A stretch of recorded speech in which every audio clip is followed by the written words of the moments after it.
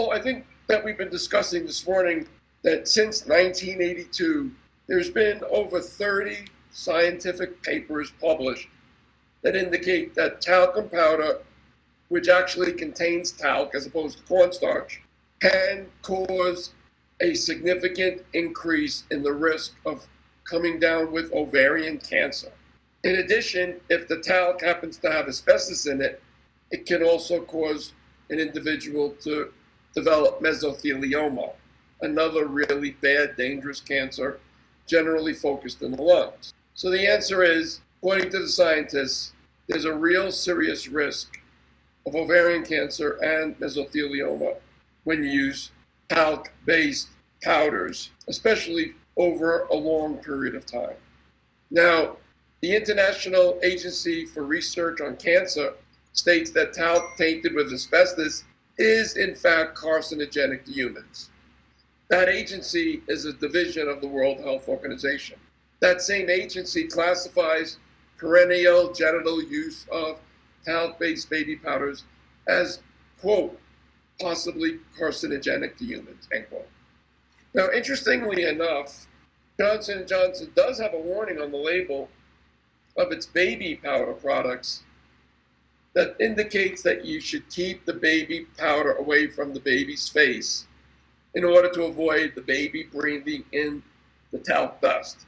But they don't have a warning regarding ovarian cancer. They don't have a warning regarding mesothelioma.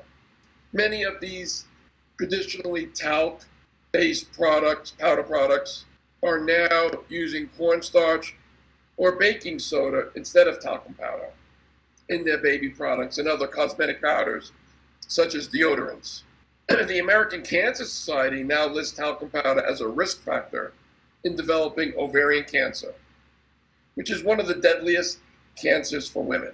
The World Health Organization classifies talc as possibly carcinogenic to humans even without asbestos. And the World Health Organization, as well as other authorities throughout the world, recognize that there is no safe level of exposure to asbestos. None. Now, over time, there's been some recalls for specific lots.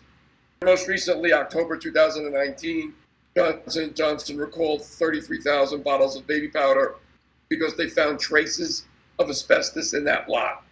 And as we mentioned, as of May 19, 2020, Johnson & Johnson announced that they are discontinuing the sale of their talc-based powders in the United States and Canada.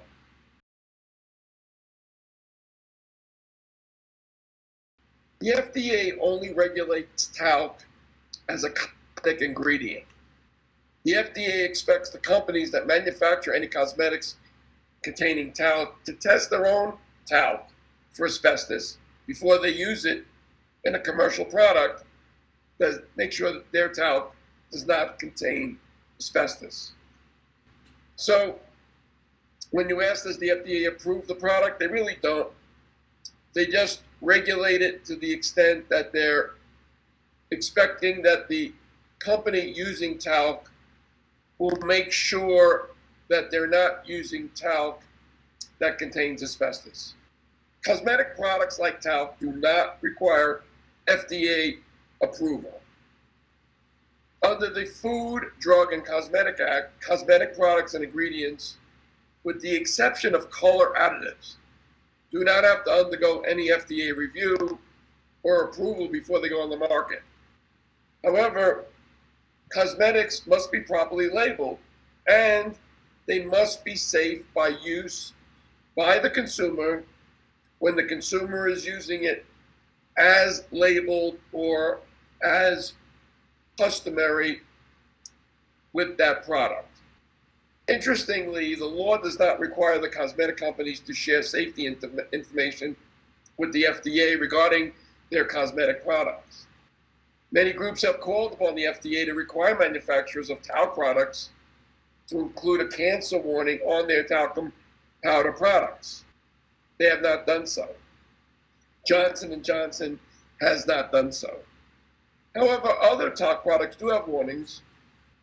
In a 2017 trial concerning Johnson & Johnson talc-based powders, jurors saw labels from other products like Angel of Mine baby powder, which is available in Dollar Tree stores, and Spring Fresh powder, which is available in Walmart, had the following warnings.